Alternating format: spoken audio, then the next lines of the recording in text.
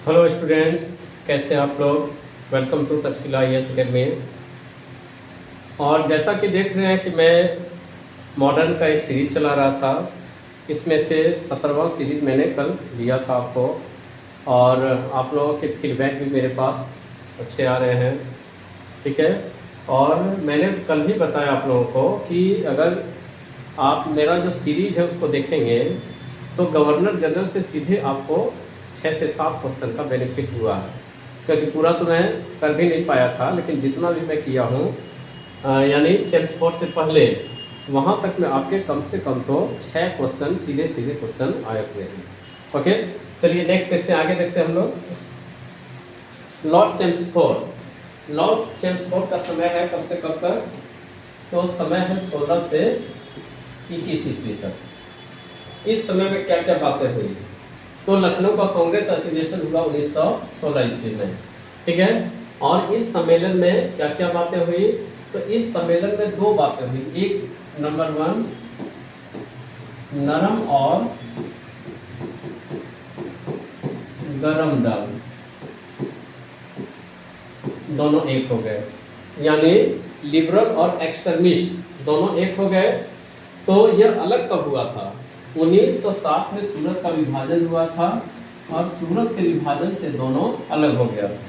Okay, यहाँ आकर दोनों एक हो गया, नंबर 1। नंबर 2 क्या, तो नंबर 2 में कह रहा है कि मुस्लिम लीग और कांग्रेस का एकीकरण हो गया। ठीक है।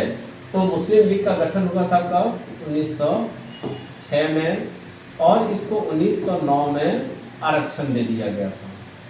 ठीक है, सांप्रदायिक निर्वाचन का आरक्षण दे दिया गया था। तो यहाँ से देखा गया कि लीग को आरक्षण दिया गया, लेकिन लीग को उतना फायदा नहीं हुआ जितना होना था।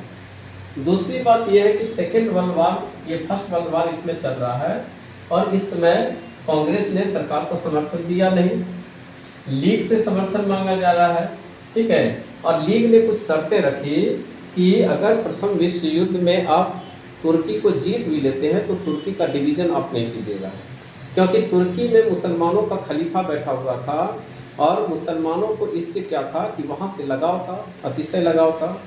इसलिए अंग्रेज़ों ने आश्वासन दिया कि ठीक है, तुर्की अगर हम लोग जीत भी लेंगे तो तुर्की का बंटवारा हम लोग नहीं करेंगे। लेकिन युद्ध शुरू हुआ 1914 में, और तुर्की का बंटवारा भी तुरंत हो गया। ठीक है। तो इसके कारण क्या हो गया कि मुसलमान खफा हो गए। मुसलमान खफा होने के बाद 1916 में दोनों में समझौता हुआ, लीग और कांग्रेस ने। इस समझौते में कांग्रेस ने मुसलमानों को जो सांप्रदायिक निर्वाचन का अधिकार दिया था,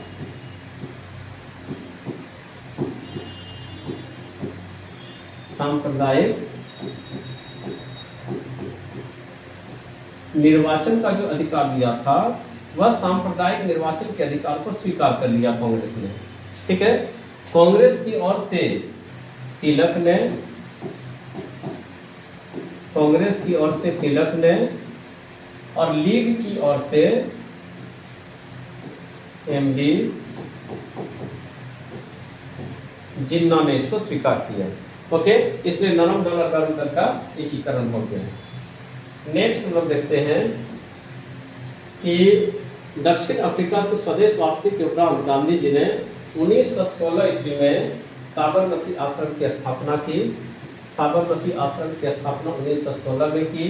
1917 में आप सभी देख रहे हैं कि अप्रैल 1917 में चंपारण आए थे। चंपारण में इन्होंने सत्याग्रह किया, नील की खेती के खिलाफ तिलकठिया आंदोलन किया।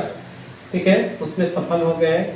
यहाँ से निकले फिर गुजरात का खेड़ा चले गए, जहाँ किसानों को एग्रीमेंट था किसानों से पहले ही कि अगर किसी तरह का डिजास्टर आ जाता है, बाढ़ आ जाए, सूखा आ जाए, तो आपका टैक्स नहीं बढ़ाया जाएगा, टैक्स में लिबरल किया जाएगा।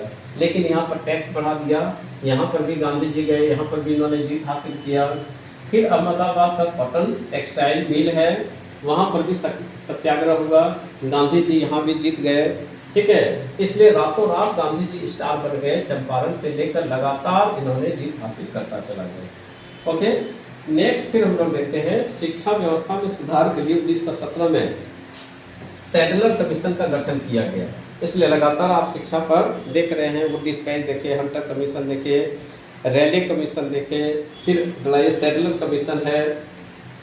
भारत सरकार अधिनियम 1919 इसी के समय में पारित हुआ।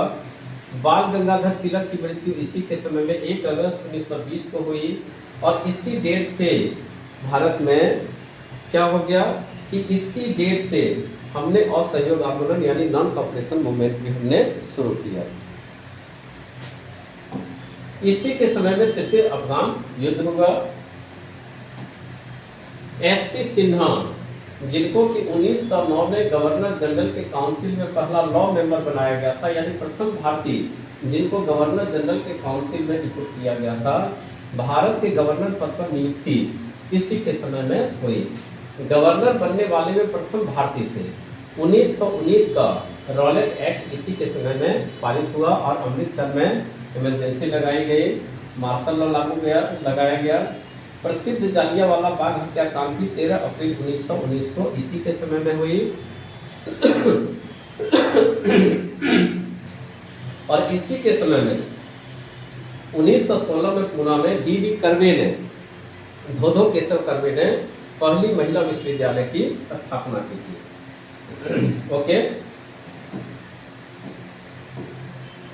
1920 में अलीगढ़ मुस्लिम विश्वविद्यालय की स्थापना इसी के समय में हुई। खिलाफत एवं असहयोग आंदोलन की शुरुआत भी इसी के समय में हुई। ठीक है, इसलिए अखिल भारतीय कांग्रेस खिलाफत कमेटी भी बनी 1919 में। इसलिए 1919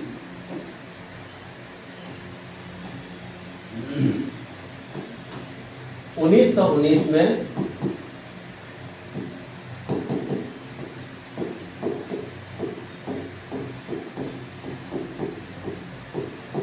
अखिल भारतीय कांग्रेस खिलाफत कमेटी की स्थापना हुई। ठीक है, अखिल भारतीय कांग्रेस खिलाफत कमेटी की स्थापना हुई। इसी वर्ष खिलाफत एवं असहयोग आंदोलन दोनों हो गया।